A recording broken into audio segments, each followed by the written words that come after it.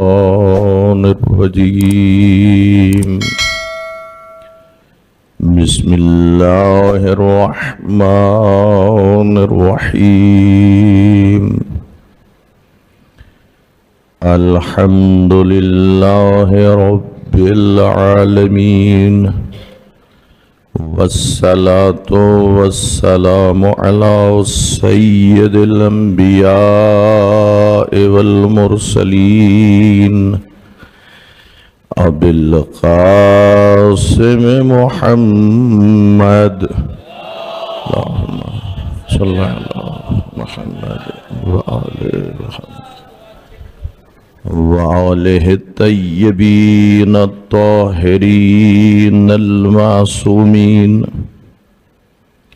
أما بعد فقد قال الله تعالى في كتاب المجيد بسم الله الرحمن الرحيم من قتل نفسا بغير نفس أو فساد في الأرض فكأنما قتل الناس جميعا ومن أحياها فكأنما أحيا الناس جميعا صلوات اللهم صل على محمد وعلى محمد. تمام حضرات سے گزارش ہے سید امتصال حیدر ابن سید احترام حیدر ابن سید اظہر حیدر، سیدہ عفت النساء بنت ارشاد حسین، رضیہ خاتون زوجہ ارشاد حسین، دلشاد حیدر ابن اظہر حیدر اور وہ مرحومین و مرحومات جن کے لیے کوئی فاتحہ پڑھنے والا نہیں، ان سب کے لیے سورہ فاتحہ پڑھ لیجیے. بسم اللہ الرحمن الرحیم الحمد للہ رب العالمین الرحمن الرحیم مالک یوم الدین ایاک نعبد و ایاک نستعین اہدنا الصراط المستقیم صراط الذین انعمت علیہم غیر المغضوب علیہم ولا الضالین. صلوات بھیجیے محمد وعلی محمد اللہم صلی علی محمد وعلی محمد. سامعین محترم، یہ خمس مجالس اعزا کے سلسلے کی یہ پہلی مجلس ہے اور فرمائش یہ ہوئی ہے کہ اس خمسے میں ایسے موضوع کا چناؤ کیا جائے تاکہ اصل کربلا، خالص کربلا مومنین کو سننے میں ملے. وہ اس لیے کہ جب خالص کربلا بیان ہوگی تو اس کی تاثیر اس قدر ہے کہ جو انسانوں کی زندگیوں کو بدل کے رکھ دیتی ہے. اور ہونا بھی یہ چاہیے کہ امام حسین علیہ السلام کی مجالس اس مجلس میں آنے والے ہر شخص کی زندگی کو بدل ڈالے. یہ جو آیہ کریمہ آپ کی خدمت میں تلاوت کی ہے، من قتل نفسا بغیر نفس او فساد، ایک ہوتا ہے قتل قصاص کے عنوان سے، ایک ہوتا ہے جسے قتل کیا جا رہا ہے اس نے کسی کو قتل نہیں کیا، نہ ہی اس نے اللہ کی زمین میں کوئی فساد پھیلایا ہے، یعنی اس کا کوئی جرم نہیں. بغیر جرم کے اسے کوئی قتل کر دے. جرم قرآن نے دو بیان کی اس آیت میں، یا تو اس قتل ہونے والے مقتول نے کسی کو قتل کیا ہے، نہیں، اس نے اللہ کی زمین پہ فساد پھیلایا ہو تو یہ جرم ہے، اس نے ایسا بھی نہیں کیا. پھر بھی اس کو کوئی قتل کر دے تو اللہ فرما رہا ہے فَكَأَنَّمَا قَتَلَ النَّاسَ جَمِيعًا، گویا اس نے تمام انسانوں کو قتل کیا ہے. دوسرے حصے میں ہے وَمَنْ أَحْيَاهَا، جس نے ایک انسان کو زندگی عطا کی. فَكَأَنَّمَا أَحْيَا النَّاسَ جَمِيعًا، گویا اس نے تمام انسانوں کو زندگی عطا کی۔ اس آیت کا ویسے قیامت تک مصادیق بنتے رہیں گے اور بنے بھی صحیح، لیکن اس آیت کا ایک تعلق کربلا کے ساتھ ہے۔ یہ جو پہلا حصہ ہے کہ کسی کو بلا وجہ قتل کرنا جبکہ اس کے اوپر کوئی جرم نہ ہو، اس کو کوئی قصور نہ ہو، تو اگر آپ یزید کو دیکھیں اور اس کے لشکر کو دیکھیں تو انہوں نے کربلا میں ایسے افراد کا خون بہایا جو بے گناہ تھے۔ اور اسی آیت کا دوسرا حصہ بتلا رہا ہے، جس نے ایک انسان کو زندگی عطا کی، گویا اس نے تمام انسانوں کو زندگی عطا کی، لیکن میرے مولا حسین نے ایک انسان کو نہیں بلکہ انسانیت کو زندگی عطا کر دی۔ ہماری جو اردو زبان ہے، آپ کبھی اگر غور فرمائیں، اس میں فارسی کے لفظ بھی موجود ہیں اور اسی اردو کے اندر عربی کے الفاظ بھی موجود ہیں، دونوں الفاظ موجود۔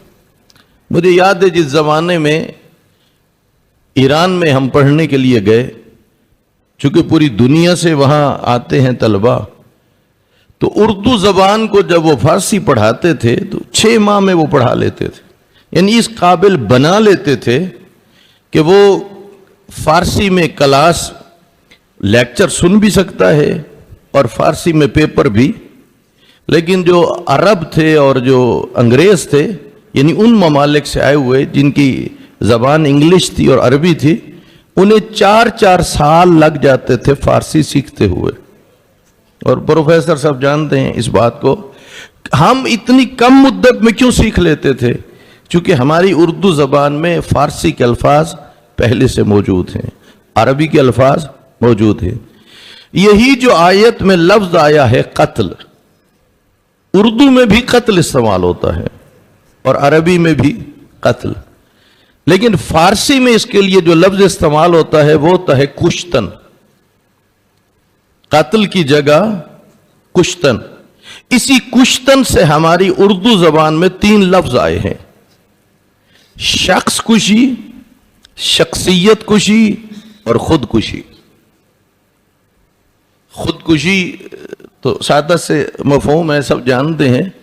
اگر کوئی جان بوجھ کے، چاہے اس کی وجہ مایوسی ہو، چاہے غم و غصہ ہو، جذباتی پن ہو، جان بوجھ کے بجلی کی تاروں کو ہاتھ لگاتا ہے تاکہ مجھے کرنٹ لگے اور میں مر جاؤں، اور اگر ایسا ہو گیا تو یہ کیا کہلائے گی؟ خودکشی، کہ جسے اسلامی نقطہ نگاہ سے حرام قرار دیا گیا ہے اور اس کی اجازت نہیں۔ باقی بچ گئی 2 چیزیں، ایک شخص کشی اور دوسرا کیا ہے؟ شخصیت کشی۔ شخص کشی کا کیا مطلب؟ شخص کو قتل کرنا، اور شخصیت کشی کا کیا مطلب ہے؟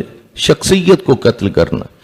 آیت میں اتنا آیا ہے جو کسی بے گناہ کو قتل کرے گا، تو جو فرما رہے ہیں۔ اب ذرا دیکھیے کہ وہ قتل ہوتا کتنی طرح کا ہے۔ تو اس بات تک پہنچنے کے لیے ضروری ہے کہ پہلے شخص کو سمجھیے، پھر شخصیت کو سمجھیے۔ یہ جو آپ کے سامنے وجود ہے، یہ آنکھیں ہیں، یہ کان ہے، یہ ناک ہے، یہ چہرہ، یہ سینہ، اسے کہتے ہیں شخص۔ اس کے اندر جو کردار ہے اسے کہتے ہیں شخصیت۔ جب آپ کسی انسان میں دیکھتے ہیں کہ وہ انسانی اقدار سے فارغ ہے، اس میں کوئی شعور نہیں، تو آپ اسے کہتے ہیں یار تیرے اندر تو انسانیت ہی نہیں ہے، یعنی اس کے انسان ہونے کا انکار نہیں کر رہے، انکار کر رہے ہو کس بات کا؟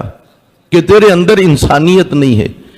دکان پہ جاؤ اور کہو دکاندار سے 1 کلو سیب چاہیے، بالآخر سیب کی ایک اپنی لذت ہے، لیکن اب جیسے سپرے اور کھادیں اور پتہ نہیں کیا کیا، تو اب صورتحال یہ ہے کہ بہت سارے ایسے پھل ہیں جن کی وہ مٹھاس نہیں رہی، جن کی وہ لذت نہیں رہی۔ اب وہ سیب ہو اور سیب میں سیبیت نہ ہو تو اس سیب کا تو مزہ ہی نہیں ہے۔ اور انسان میں انسانیت نہ ہو تو وہ انسان کس کام کا؟ گویا اس وجود کو کہتے ہیں شخص، اور اندر جو کردار ہے اسے کیا کہتے ہیں؟ شخصیت۔ یہ جو اللہ نے کہا جو قتل کرے، ایک مرتبہ یہ شخص قتل ہوتا ہے، ایک مرتبہ شخصیت قتل ہوتی ہے۔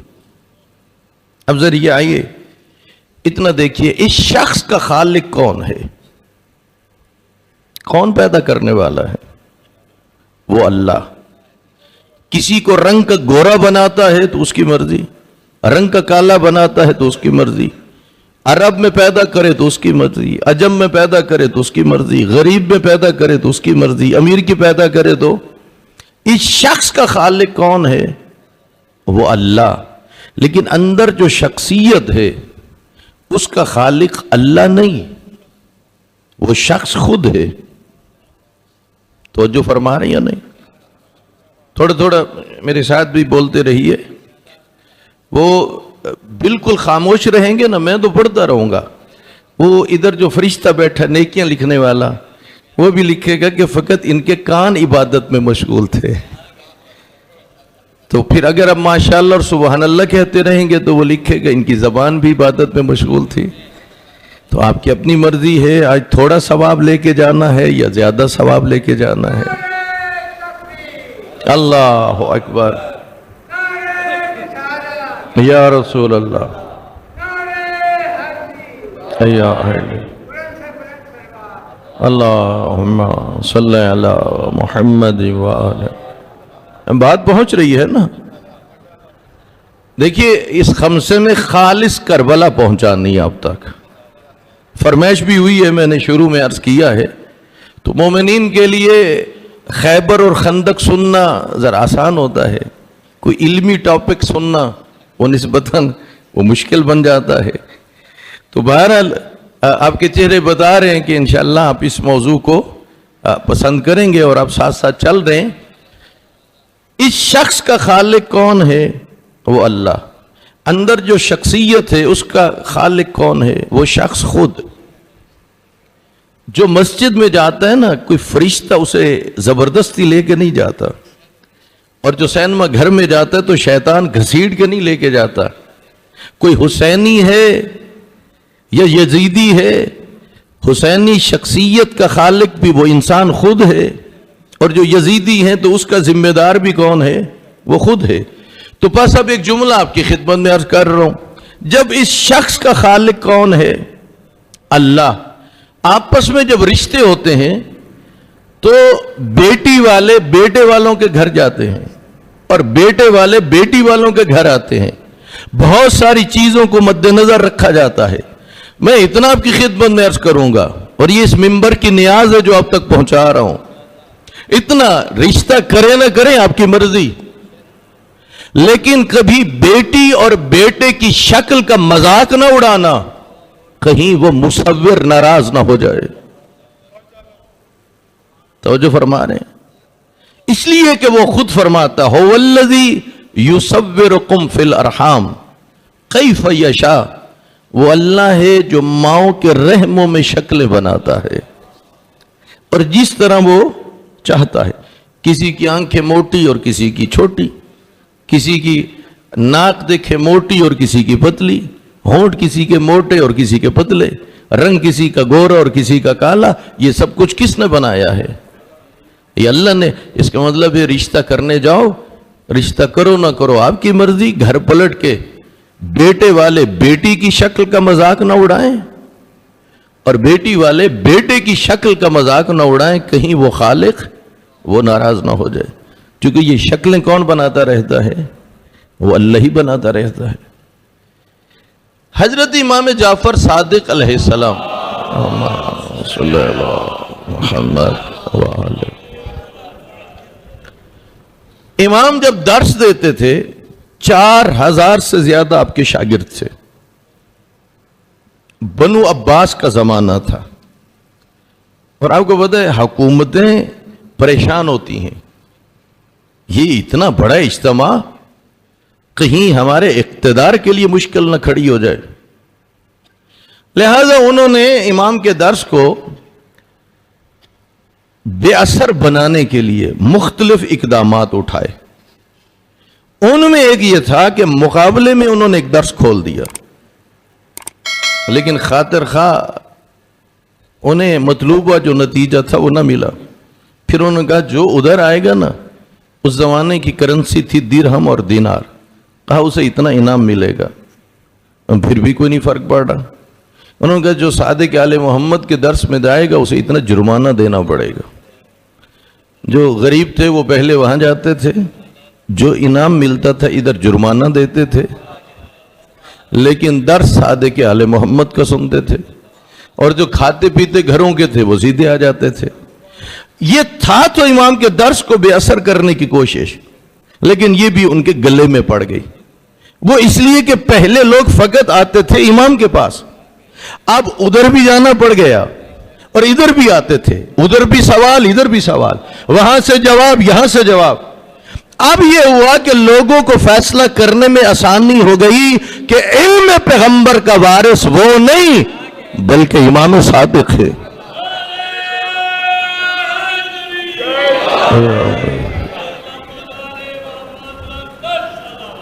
اللہم صلی علی محمد.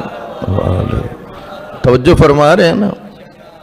میں جب بھی مجالس نہ ہوں تو میں گھر میں جو میری مختصر سی لائبریری ہے میں بیٹھتا ہوں تو وہاں بیٹھ کے آپ کے لیے نیاز تیار کرتا ہوں، اور جب مجھے ممبر ملتا ہے تو اس ممبر سے وہ نیاز تقسیم کرتا ہوں.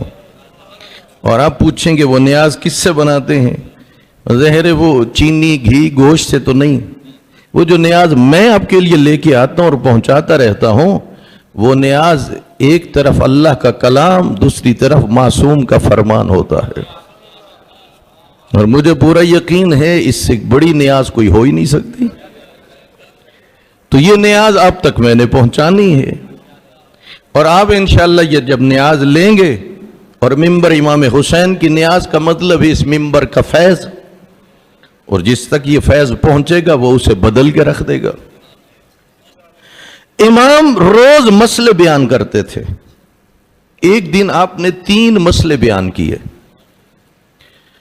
فرمایا انسان جو کچھ بھی کرتا ہے وہ اپنے ارادے سے کرتا ہے، یعنی اچھی شخصیت بنائے گا تو خود سے، بری بنائے گا تو خود سے، نیکی کر رہے تو خود سے، برائی کر رہے تو خود سے.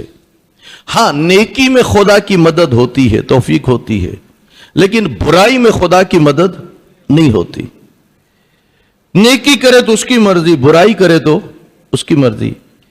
امام سمجھا رہے تھے کہ شخص کا خالق تو ہے وہ اللہ، اور شخصیت کا خالق کون ہے؟ خود وہ انسان. یہ ایک مسئلہ.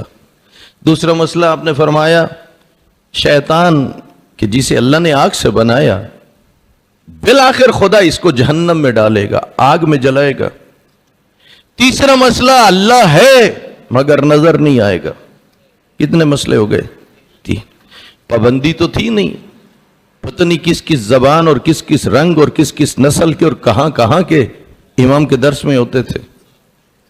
ان میں آپ کے شاگردوں میں سے ایک شاگرد جب پلٹ کے جاتا تھا تو اس کے اپنے کچھ شاگرد تھے جن کے سامنے بیٹھ کے وہ کہہ رہا ہے کہ امام نے جو 3 مسئلے بیان کیے ہیں میں متفق نہیں ہوں.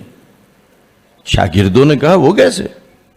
کہا امام نے یہ کہا آج کہ اللہ ہے نظر. اس نے کہا یہ کیسے ہو سکتا ہے جو چیز ہو اور وہ نظر نہ آئے. اب جو شاگرد تھے ان کی سطح فکر بھی اتنی ہی تھی، انہوں نے کہا بات تو ٹھیک ہے. اگلی بات کہا امام نے کہا شیطان کو جہنم میں جلائیں گے. کہا میں نہیں مانتا، وہی بھی آگ سے ہے اور جہنم بھی، تو آگ کو کیسے جلا سکتی ہے؟ شاگردوں نے کہا بات تو کیا ہے، یہ ٹھیک ہے. توجہ فرما رہے ہیں نہیں؟ تیسری چیز کہا امام نے کہا انسان خود اپنی شخصیت بناتا ہے، اچھی بنائے یا، اس نے کہا نہیں، اچھی بنے گی تو بھی اللہ کی طرف سے، بری بنے گی تو بھی اللہ کی. اس نے امام کی تینوں باتوں کو چیلنج کیا تو اس وقت مصلحت کی زنجیروں میں جکڑا ہوا عقل مند بہلول یہ سب کچھ سن رہا تھا.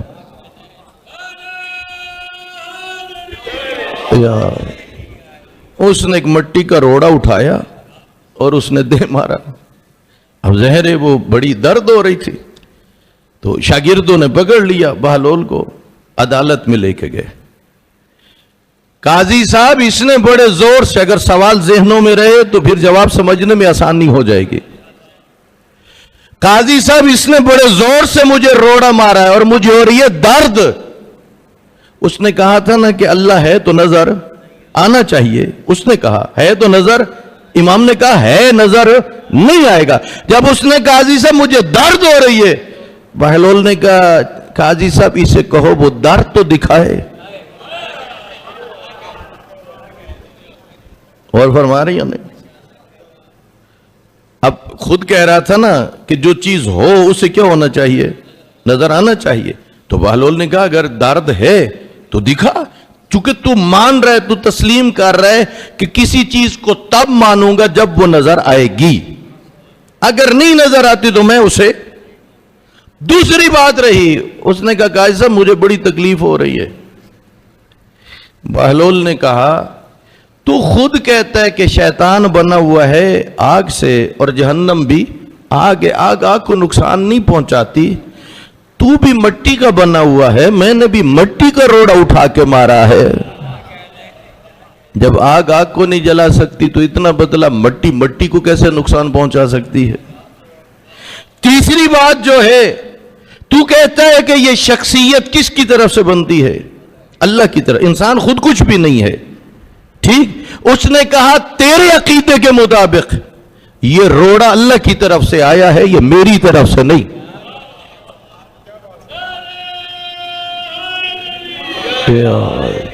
तवज्जो फरमा रहे हैं या नहीं? इसलिए मेरे ऊपर मुकदमा बनता ही नहीं है तेरे अकीदे के मुताबिक। तो यहां जरा फर्क देखिए, जिस मकतब के आप पैरोकार हैं वो मकतब आपको यह फिक्र देता है कि तेरे शख्स का खालिक तो अल्लाह है, तेरी शख्सियत का खालिक अल्लाह नहीं। वो कौन है? वो खुद इंसान है, अच्छी बनाए या क्या करे, वो बुरी बनाए।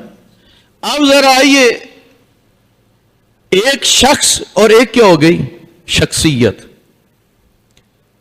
कोई नौकरी हो ना, फौज की, पुलिस की, स्कूल कॉलेज यूनिवर्सिटी की, इश्तिहार आता है, फला फला शरायत हैं, इसी तरह है या नहीं? तो वो जो अल्लाह के रसूल ने फरमाया या अली अंत क़सीमुन नार वल जन्नह, ए अली आप जन्नत और जहन्नम को तकसीम करेंगे तो मुझे इतना बतलाइए ये नौकरियां बड़ी चीज हैं या वो जन्नत बड़ी चीज है? जन्नत तो मौला अली अलैहिस्सलाम भी कोई उसके लिए कोई मेरिट, कोई कसवट्टी, कोई शरायत रखेंगे या नहीं? जरा थोड़ा अपना ज़ौक़ समात बढ़ाइए। देखिए ना, मुझे जो फरमाइश हुई इस खमसे के हवाले से, कहा ऐसा खमसा पढ़ा जाए कि जो हमें बदल के रख दे। तो ज़ाहिर है मैं तो आपको सतह पे लेके जा रहा हूं, खालिस करबला तक पहुंचा रहा हूं। जरा समझिए, मौला कायनात ने जन्नत और जहन्नम तकसीम करनी है या नहीं? सबका ईमान है। तो मौला उसके लिए कसवट्टी क्या बनाएंगे, मेयार क्या बनाएंगे? आया मौला अली मेयार शख्स को करार देंगे या शख्सियत को करार देंगे? जी, अगर मौला शख्स को करार दें मेयार, एक अमीर और एक गरीब एक साथ खड़ा कर दो, उस अमीर के बड़े कीमती कपड़े और गरीब के फटे हुए, तो पर्सनैलिटी किसकी ज्यादा होगी? अमीर की। तो फिर इसका मतलब अगर मेयार शख्स हो तो अमीर जाए जन्नत में और गरीब जाए जहन्नम में। एक रंग का गोरा और एक रंग का काला हो तो बज़ाहिर कौन अच्छा लगेगा? जो रंग का गोरा है। तो फिर अगर मेयार शख्स हो तो अमीर भी जन्नती, गोरा भी जन्नती, दौलतमंद भी जन्नती। याद रखिए, मौला कायनात ने मेयार शख्स को नहीं बनाना, मौला ने मेयार शख्सियत को बनाना है। अल्लाहु अकबर, या रसूल अल्लाह, या अली जिंदाबाद, जिंदाबाद, मुर्दाबाद, मुर्दाबाद, یا علی اللہم صلی علی محمد وآلہ. ممبر کی نیاز پہنچ رہی ہے نا. معیار شخص بنے امیروں کی موجیں ایسے ہے یا نہیں؟ جو رنگ کے گورے ہیں ان کی کیا ہوگی؟ موج نہیں. مولا علی علیہ السلام نے معیار شخص نہیں بنانا. معیار کس کو بنانا ہے؟ ہو سکتا ہے ایک بڑا نام ہو دنیا کے اعتبار سے اور اس انتظار میں کھڑا ہو کہ مولا علی مجھے بلائیں اور کہیں جنت میں جاؤ، اور مولا علی مڑ کے بھی نہ دیکھیں، اور دوسری طرف حبش کا رہنے والا ہو، رنگ اس کا کالا ہو، ہونٹ اس کے موٹے ہوں، اور مولا علی کہیں بلال آنا، یہ جنت تیری منتظر ہے. تو معیار کیا ہوا بھلا؟ شخصیت. معیار شخص نہیں ہے. بات پہنچ رہی ہے نہیں؟ اب آپ سے ایک سوال ہے، اتنا بتلائیے صبح سے شام تک مختلف شعبہ زندگی سے آپ کا تعلق ہے، جو بھی آپ کا ذریعہ معاش ہے، جتنا کما کے لے آتے ہیں اتنا بتلاؤ اس شخص پہ کتنا خرچ کرتے ہو اور شخصیت پہ کتنا خرچ کرتے ہو. اگر کوئی یہ بتائے کہ میرے پاس ایک بڑا بنگلہ ہے، ایک بڑی گاڑی ہے، میرے بڑے تعلقات ہیں، تو اس سے شخص کو نکھار ملتا ہے، اس کو شخصیت کو نکھار نہیں ملتا. توجہ فرما رہے ہیں یا نہیں؟ یہ پتہ کیا ہوتا ہے، جن کے بنگلے، کوٹھیاں، بڑی گاڑیاں، اعلیٰ سطح کا پروٹوکول، وہ چند نادان لوگوں کو تو وہ مرعوب کر سکتے ہیں، ان چیزوں سے وہ آخرت کی گھاٹیوں کو عبور نہیں کر سکتے. توجہ فرما رہے ہیں یا نہیں؟ ہاں، جو سمجھدار ہیں انہیں اس بات سے کوئی پرواہ نہیں ہوتی. اس لیے معیار کیا ہے بھلا؟ معیار شخصیت ہے، معیار شخص نہیں ہے. لیکن ہم جتنا کما کے لاتے ہیں، اچھے اچھے کھانے گھر لے آئیں، فروٹ، گوشت، تو وہ شخص کو نکھار ملے گا، شخصیت کو تو نہیں. گھر میں اے سی کی سہولت، وہ شخص کو نکھار ملے گا، شخصیت کو نہیں. گھر میں بڑا قیمتی فرنیچر، وہ شخص کو نکھار ملے گا، شخصیت کو نہیں. بڑی قیمتی گاڑی، شخص کو نکھار ملے گا، شخصیت کو نہیں. تو اب تو غور تو کریں، جس وجہ سے ملنی ہے جنت، اس پہ خرچ کرنے کے لیے تیار ہی نہیں. غور فرما رہے یا نہیں؟ اور جس وجہ سے جو معیار ہے ہی نہیں، اس پہ کیا ہو رہا ہے؟ اس پہ بہت زیادہ خرچے ہو رہے ہیں. اگر بات ابھی تک نہیں پہنچی سمجھیے، حضرت امام حسین علیہ السلام جب 28 رجب کو، اللہم صلی اللہ محمد، جب مدینہ چھوڑ رہے تھے تو آپ نے فرمایا انما خرجت لطلب الاصلاح فی امت جدی، میں نکل رہا ہوں اپنے نانے کی امت کی اصلاح کے لیے. اب مجھے اتنا بتلائیے، وہ اصلاح امام شخص کی چاہتے تھے یا شخصیت کی چاہتے تھے؟ بولیے نا، کس چیز کی چاہتے تھے؟ یعنی امام حسین علیہ السلام کا مدینہ چھوڑنا، اور اکیلے نہیں، مخدرات، عصمت و طہارت بھی ساتھ ہے، اور بتلا رہے ہیں کہ میں کس لیے نکل رہا ہوں، میں نانے کی امت کی اصلاح کے لیے. تو آپ نے خود کہا کہ وہ اصلاح شخص نہیں تھی، وہ کیا تھی؟ وہ اصلاح شخصیت تھی.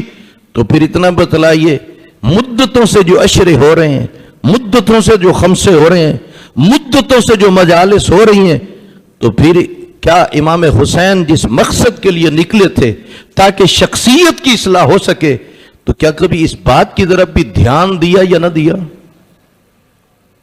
کبھی اس دفعہ سوچا یا نہ سوچا؟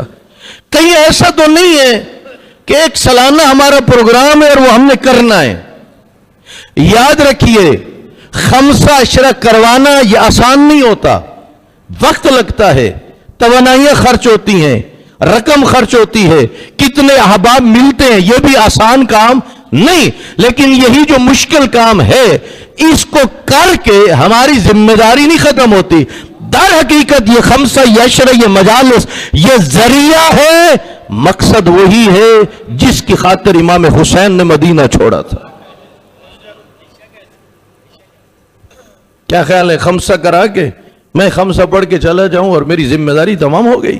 نہیں، ذمہ داری تو یہ تھی کہ اس خمسے کا مقصد یہ تھا، اس عشرے کا مقصد یہ تھا کہ میں اپنی شخصیت کی کیا کرتا، میں اصلاح کرتا، میں ایک فہرست مرتب کرتا.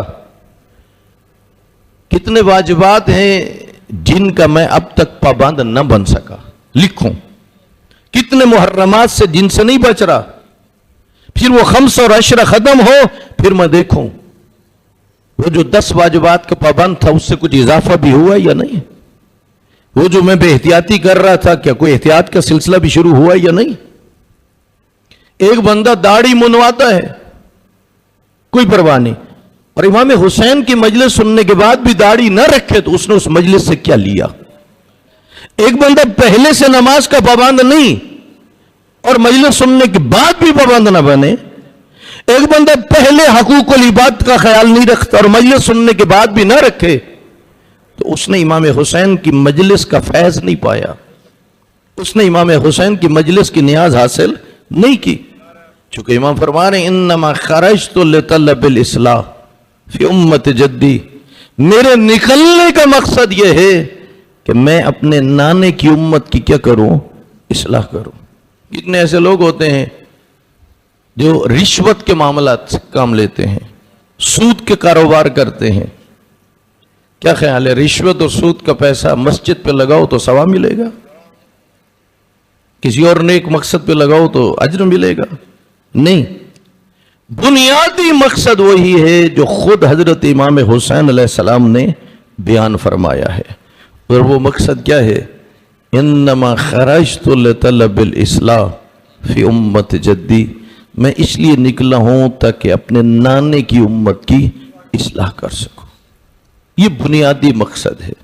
یعنی ہمارے اندر تبدیلیاں آنی چاہیے، اور کس شکل میں آنی چاہیے کہ دن بدن نیکیوں میں اضافہ ہونا چاہیے اور خامیوں میں کیا ہے وہ کمی آنی چاہیے. صلوات بھیجیے محمد وآل محمد پر.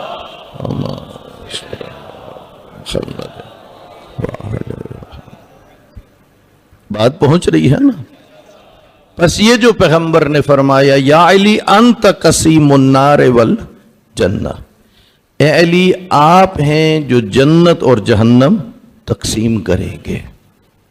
تو مولا اس کے لیے معیار اور کسبرٹی اس شخص کو نہیں قرار دیں گے. کس چیز کو قرار دیں گے؟ شخصیت کو قرار دیں گے. اس شخص کی بھی غذا ہے اور شخصیت کی بھی غذا ہے. اللہ نے 2 ذرائع رکھے ہیں شخص کی غذا کے لیے اور 2 ذرائع رکھے ہیں شخصیت کی غذا کے لیے. یہ منہ اور ناک یہ شخص کی غذا کے ذریعے ہیں. کھانا پینا کہاں سے ہوتا ہے؟ منہ سے. اور سانس کا سلسلہ کہاں سے ہے؟ ناک سے ہے. اسی طرح ہے یا نہیں؟ سانس کا سلسلہ رک جائے تو شخصیت نہیں مرتی، شخص مرتا ہے. توجہ فرما رہی ہیں نا؟ کھانا پینے کا سلسلہ بند ہو جائے تو کون مرتا ہے؟ شخص مرتا ہے، شخصیت نہیں مرتی. تو اللہ نے 2 ذرائع رکھے ہیں، ایک منہ اور دوسرا کیا ہے؟ ناک.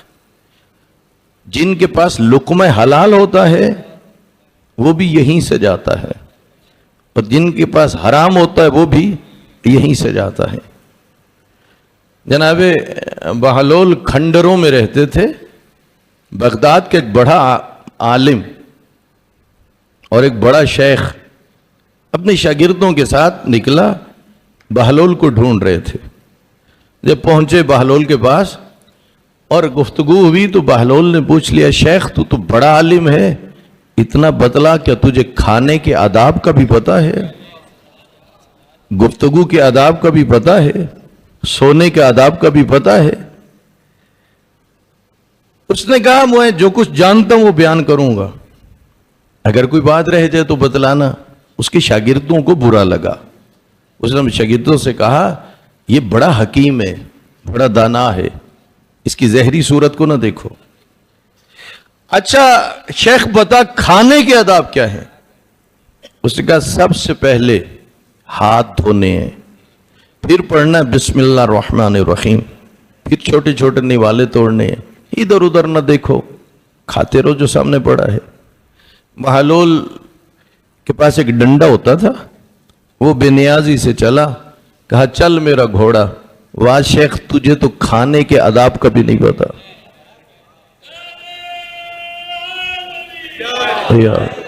اس کے شاگرد بہلول سے الجھنا چاہتے تھے، شیخ نے منع کر دیا. کہا بہلول مجھے جو پتا تھا میں نے بتایا، اب جو کمی رہے گی خود بتاؤ. تو بہلول نے کہا کھانے کے کچھ ہیں اصول اور کچھ ہیں فروع.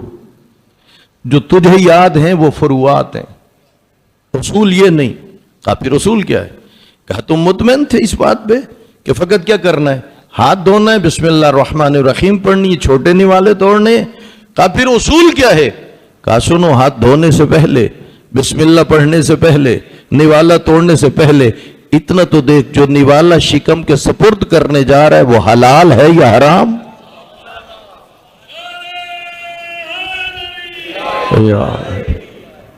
تو جو فرما رہے ہیں. میں پچھلے دنوں میں کراچی کے ایک شاعر کا انٹرویو سن رہا تھا، مجھے اب نام یاد نہیں ہے ان کا. وہ فرما رہے تھے کہ میرے ابا نے مجھے کہا تھا بیٹا ایک لقمہ حرام کم از کم 3 نسلوں کو بگاڑ کے رکھ دیتا ہے. ایک لقمہ حرام کتنی نسلوں کو؟ روز عاشور حضرت امام حسین علیہ السلام جب فوج اشکیا سے خطاب فرما رہے تھے اور دیکھا کہ ان پر کوئی اثر نہیں ہو رہا، اس وقت امام معصوم نے فرمایا فقد مولعت بطونکم من الحرام. امام حجت خدا ہیں، امام معصوم ہیں، نبی کے بیٹے ہیں، جوانان جنت کے سردار ہیں. فرما رہے ہیں تمہارے اوپر میری باتوں کا اثر نہیں ہو رہا. وجہ کیا ہے؟ فرمایا تمہارے شکم حرام سے بھرے ہوئے ہیں. اب اتنا بدلائیے، وہ لوگ جن کی روزی حلال سے ان کی خواہشات دنیا پوری نہیں ہوتی اور پھر مختلف طریقوں سے ظلم اور رشوت اور سود اور مختلف حربوں سے مال اکٹھا کر کے ایک بڑا بنگلہ بنا کے اوپر لکھ دیتے ہیں ھذا من فضل ربی، جھوٹ لکھتے ہیں. حرام میں اللہ کا فضل نہیں ہوتا، یہ اس کی اپنی کارستانی ہے. بات پہنچ رہی ہے نہیں؟ بہلول سمجھا رہے ہیں، کہہ رہے ہیں کہ تو پہلے دیکھ تیرا لقمہ حلال ہے یا حرام. تیرے ہاتھ دھونے سے حرام حلال ہونے والا نہیں. تو بسم اللہ الرحمن الرحیم پڑھ رہا ہے، وہ جو حرام ہے وہ حلال ہونے والا نہیں. بات پہنچ رہی ہے نہیں؟ یوں سمجھیے سمندر کو کوزے میں بند کر کے رکھ دیا جناب بہلول نے. کتنا اہم یہ مسئلہ ہے، توجہ چاہتا ہوں، حدیث بیان کر رہا ہوں. ایک شخص کے سامنے ایک لقمہ حرام کا تھا، وہ چاہتا تو وہ اٹھا سکتا تھا، اسے کوئی دیکھنے والا بھی نہیں اور کوئی اسے پکڑنے والا بھی نہیں. اس نے کہا نہیں، جب اجازت نہیں ہے نا اللہ کی طرف سے، میں نہیں اٹھاؤں گا. اتنا سا کام. دوسری طرف ایک شخص 2000 رکعت نوافل پڑھتا ہے. اس کی نیکی کیا ہوئی کہ ایک لقمہ حرام کھا سکتا تھا، نہیں کھایا. اس کی نیکی کیا ہوئی؟ اس نے 2000 رکعت نوافل پڑھے. پیغمبر فرماتے ہیں ترک لقمۃ حرام احب الیہ، یہ لقمہ حرام کو ترک کرنا اللہ کے نزدیک 2000 رکعت نوافل سے بھی زیادہ پسند ہے. اور فرما رہے ہیں یا نہیں؟ یعنی قطعاً حرام کے قریب ہو تو کیا خیال ہے؟ حضرت امام حسین علیہ السلام جو 61 ہجری عاشور کی سب بتا رہے ہیں کہ حجت خدا کی بات کا اثر نہ ہونے کی وجہ یہ ہے کہ تمہارے شکم کیا ہیں؟ حرام سے بھرے ہوئے ہیں. گویا امام کا فرمان ہے قیامت تک جو بھی حرام کھائے گا اس کے اوپر معصوم کی بات کا اثر نہیں ہوگا. تو پھر کتنا بڑا نقصان کر لیتا ہے وہ شخص کہ جو لقمہ حرام خود بھی کھاتا ہے اور گھر میں بھی کیا کرتا ہے؟ وہ کھلاتا ہے، اور جس کا نتیجہ یہ ہوتا ہے کہ نہ اس پہ قرآن کا اثر ہوتا ہے نہ ہی معصوم کا اثر ہوتا ہے. تو اس لیے اللہ نے اس شخص کی غذا کے کتنے ذرائع رکھے ہیں بھلا؟ 2. ایک منہ اور دوسرا کیا ہے؟ ناک. وہ جو حلال ہے وہ بھی یہیں سے جائے گا، جو حرام ہے وہ بھی یہیں سے جائے گا. کوئی پابندی نہیں ہے، لیکن دونوں کا نتیجہ مختلف ہے. حلال کا نتیجہ کچھ اور ہے اور حرام کا نتیجہ کچھ اور ہے. اسی طرح شخصیت کی غذا کے بھی اللہ نے دو ذرائع رکھے ہیں. ایک ہیں آنکھیں، دوسرے ہیں کان. تو جو فرما رہے ہیں جدھر جدھر انسان دیکھتا ہے وہ دیکھنے کے ذریعے جو غذا ملتی ہے وہ شخص کی نہیں ہوتی، وہ کس کی ہوتی ہے؟ اور وہ جسے دیکھ رہا ہوتا ہے وہ دو طرح کی چیزیں ہوتی ہیں، ایک حلال اور ایک کیا ہوتی ہے؟ حرام. توجہ فرما رہے یا نہیں؟ دوسرا ذریعہ کون سا ہے بھلا؟ کان. جو سن رہا ہے وہ بھی دو طرح کی چیزیں ہیں، ایک ہے حلال اور دوسری کیا ہے؟ حرام. یعنی اب انسان کی مرضی ہے اپنی شخصیت کو حلال غذا دے یا اپنی شخصیت کو حرام غذا دے. بات پہنچ رہی ہے نا؟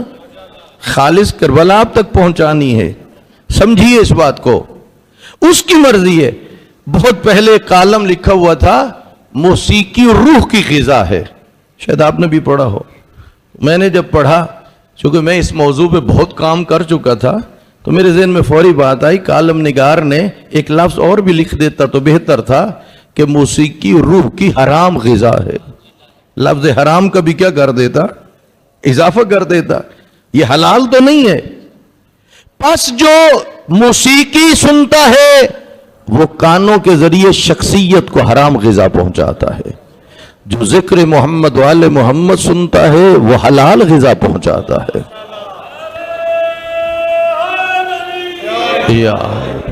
یہ آنکھیں نامحرم پہ اٹھیں تو یہ حرام غذا ہے. یہی آنکھیں مولا عباس کے علم کی طرف اٹھیں تو یہ حلال غذا ہے. ماں باپ کو محبت بھری نگاہوں سے دیکھیں تو یہ کیا ہے؟ یہ حلال غذا ہے. یعنی خود فیصلہ کرنا چاہیے کہ کیسی غذا دی جا رہی ہے، شخص کو کیسی اور شخصیت کو کیسی. آئیے ذرا بات کو سمجھیے. وہ جو مجلس کے شروع میں یہ اختتام پر خادم فرش عزا جو کچھ تقسیم کرتا ہے وہ ہے تیرے شخص کی غذا. صدقہ ہے میرے مولا حسین کا. جو کچھ منبر سے بٹتا ہے یہ تیری شخصیت کی غذا بن جاتا ہے. اللہ اکبر یا رسول اللہ یا اللہم صلی علی محمد. توجہ فرما رہے ہیں یا نہیں؟ جو خادم فرش عزا تقسیم کرتا ہے، چاہے وہ جوس ہو، پانی ہو، کھانا ہو، جو بھی ہو، وہ تجھے ملتا ہے مولا حسین کے صدقے میں. وہ تیرے شخص کی غذا بنتا ہے.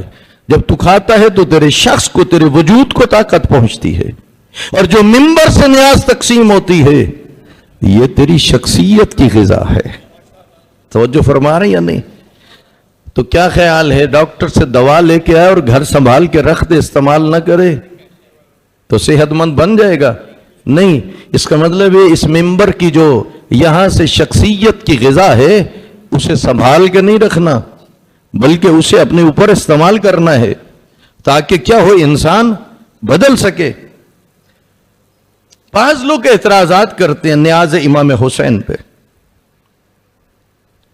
خود یہ نیاز یہ بھی سنت پیغمبر ہے.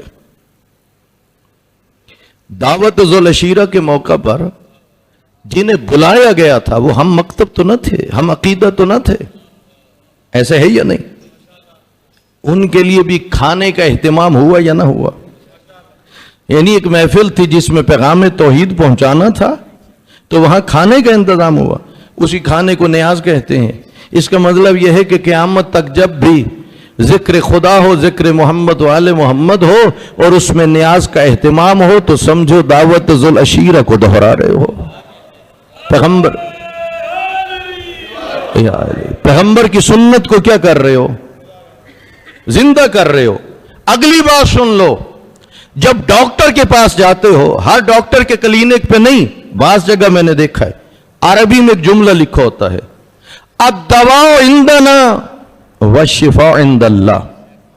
اس مطلب ہوتا ہے ڈاکٹر یہ کہہ رہے دوا میں دے سکتا ہوں शिफा मेरे हाथ में नहीं है। किसके हाथ में है? अल्लाह के हाथ में।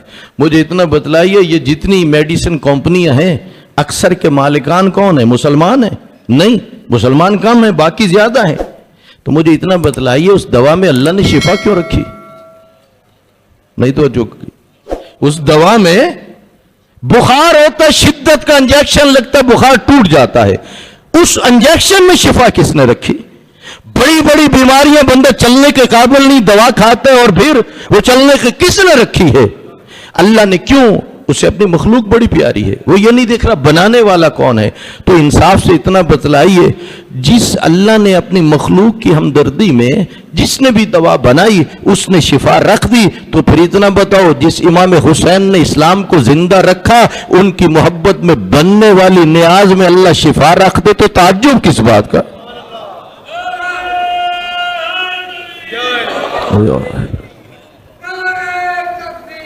अल्लाहु अकबर, या रसूल अल्लाह, या जिंदाबाद, जिंदाबाद, मुर्दाबाद, मुर्दाबाद,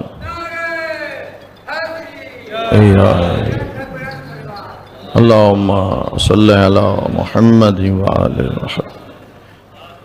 मिंबर की नियाज पहुंची, आप तक ये नियाज पहुंची कि शख्स का खालिक कौन है? अल्लाह। और शख्सियत का वो खुद इंसान। और मौला अली जन्नत जो तकसीम करेंगे वो किस बुनियाद पर? शख्स की बुनियाद पर नहीं, शख्सियत की बुनियाद पे। बस इसका मतलब है कि इन मजालिस का बुनियादी मकसद ये है कि हम अपनी शख्सियत की इस्लाह पर तवज्जो दें। और हजरत इमाम हुसैन अलैहिस्सलाम ने जो फरमाया, इन्नमा खरजतु लितलब इस्लाह फी उम्मत जद्दी, उससे भी ज़हन में रख लें कि इमाम का मकसद ये था कि वो जो लोगों की शख्सियतें बिगड़ चुकी हैं, तौर तरीके बिगड़ चुके हैं, इमाम चाहते थे मेरे क़याम के ज़रिए, मेरे इस इनकलाब के ज़रिए लोगों की शख्सियतें बदल जाएं, लोगों के अंदर क्या आ जाए? बेहतरी। इस मकसद की खातिर मौला अली ने सारी जिंदगी सर्फ कर दी, सारी जिंदगी। हत्ता कि मैं हैरान होता हूं जब आपने, चूंकि ये खम्सा ज़ैनविया है, हैरान होता हूं जब आप अपनी बड़ी बेटी का जनाब अब्दुल्ला से अक्द कर रहे थे तो फरमाया था, अब्दुल्ला मेरी दो शर्तें हैं। कौन सी दो शर्तें? इमाम ने फरमाया, पहली शर्त यह है, मेरी बेटी को अपने भाई हुसैन से बड़ी मोहब्बत है, ये जब भी मिलना चाहे इसे मना न करना। दूसरी शर्त यह है, जब मेरा बेटा हुसैन लंबे सफर पे जाए तो मेरी बेटी को मना नहीं करना। अज़ादारान इमाम हुसैन, बीबी की जब रुखसती हो गई ना, अरबों का रिवाज था, दूसरे दिन या तीसरे दिन मां जाती थी बेटी के घर खाना लेके, लेकिन खुद नबी की बेटी की जब रुखसती हुई तो मां दुनिया पे न थी। पैगंबर लेके खाना गए थे, कहा था बेटी ज़हरा, अगर तेरी मां खतीजतुल कुबरा जिंदा होती तो तेरा खाना लेके आती, मैं तेरी मां की जगह तेरा खाना लेके आया हूं। दूसरी बीवी कौन सी हैं? बिनते अली, जिनकी रुखसती के वक्त मां ज़हरा दुनिया पे न थी। बाज़ उलमा बयान करते हैं, मौला कायनात ने तीसरे दिन जनाब फिज्जत से कहा आप मेरी बेटी की मां की जगह जाओ और खाना पहुंचाओ। जब जनाब फिज्जा गई है ना तो देखा बीबी मुसल्ला इबादत पे बैठी हैं, आंसू बह रहे थे। पूछा क्या हुआ? कहा अम्मा फिज्जा, आप तो जानती हैं मैं अपने भाई हुसैन के बगैर नहीं रह सकती।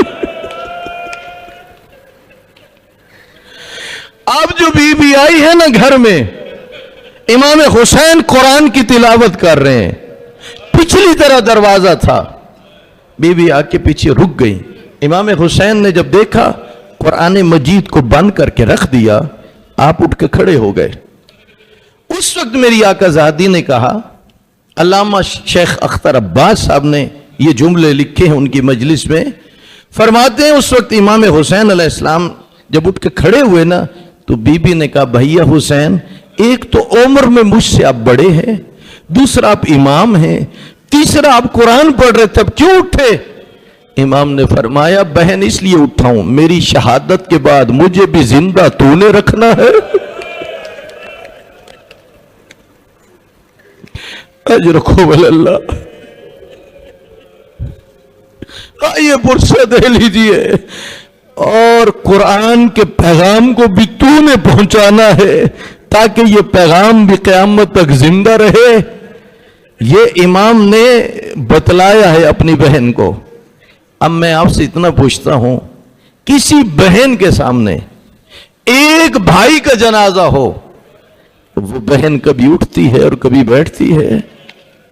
ये तो वो बहन है कि जिसके सामने कई भाइयों के लाशें पड़े थे, और जब 11 मुहर्रम को यह काफिला करबला से कूफे जा रहा था, और एक रिवायत है कि कहा गया हमें हमारे वर्षा के लाशों पे ले जाओ, और एक रिवायत है कि खुद से लेके गए।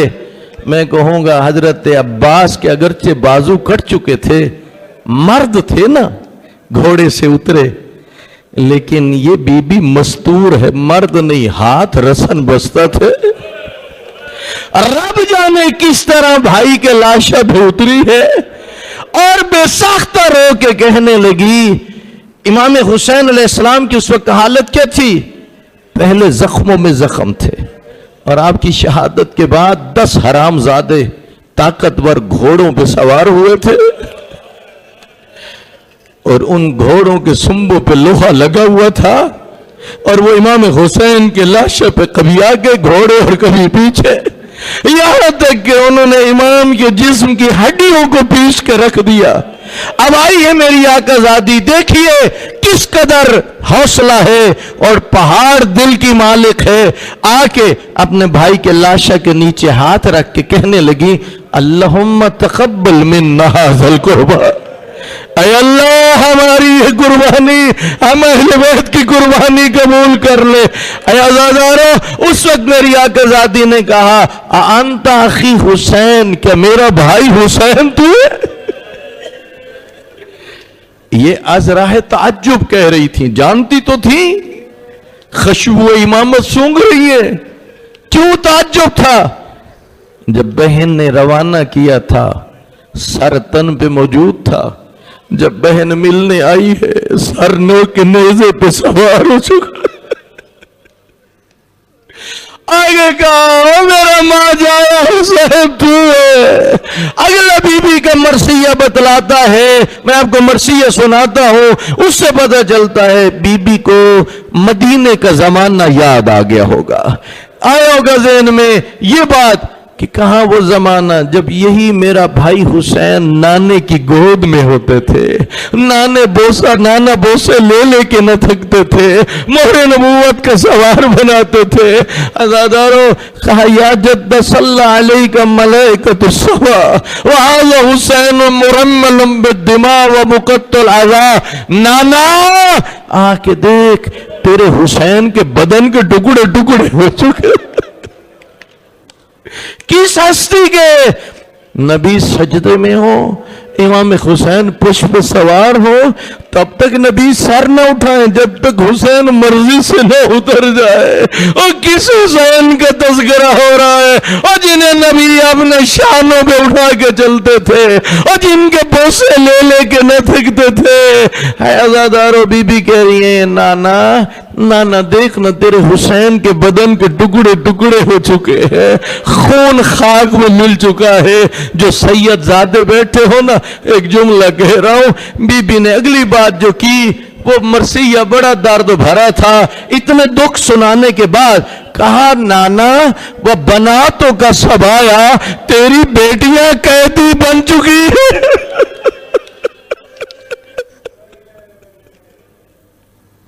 तेरी बेटियों को असीर बना लिया गया है। ایک نگاہ امام سجاد کے چہرے پہ پڑ گئی، دیکھا امام کی حالت متغیر ہو رہی تھی۔ اس کی وجہ کیا تھی؟ اللہ کی بھری کائنات میں کوئی ایسا بے بس اور مجبور بیٹا جس کے سامنے بابا کا بغور و کفن لاشا پڑا ہو، اور وہ تجزین و تخفین بھی نہ کر سکتا ہو۔ اور لکھا ہے امام سجاد کی حالت کیا تھی؟ ایک پاؤں میں رسی باندھ کے اونٹ کے شکم کے نیچے سے گزار کے دوسرے پاؤں میں رسی باندھی ہوئی تھی۔ اے عزادارو، جس بیمار کے گلے میں توق ہو اور پاؤں میں بھیڑیا ہو، ہاتھوں میں ہتھ گڑیا ہو اور سامنے بابا کا بغور و کفن لاشا ہو، اس امام کے جگر پہ کیا گزر رہی ہوگی؟ جو بیٹھے ہو نا کربلا کے زائرین، ایک گواہی دے دو بی بی کے حق میں۔ جو کربلا گئے ہو دیکھ آئے ہو، جو نہیں گئے ٹیلی ویژن پہ نیٹ پہ آپ نے دیکھا ہوگا۔ اب ذہن میں لاؤ، کہاں وہ زمانہ 61 ہجری، کربلا کا صحرا، 11 محرم، بغور و کفن لاشا، بہن کے ہاتھ بندھے ہوئے ہیں۔ کہاں آج کربلا آباد، روضہ آباد، علم لہرا رہا ہے، کروڑوں پہنچ رہے ہیں۔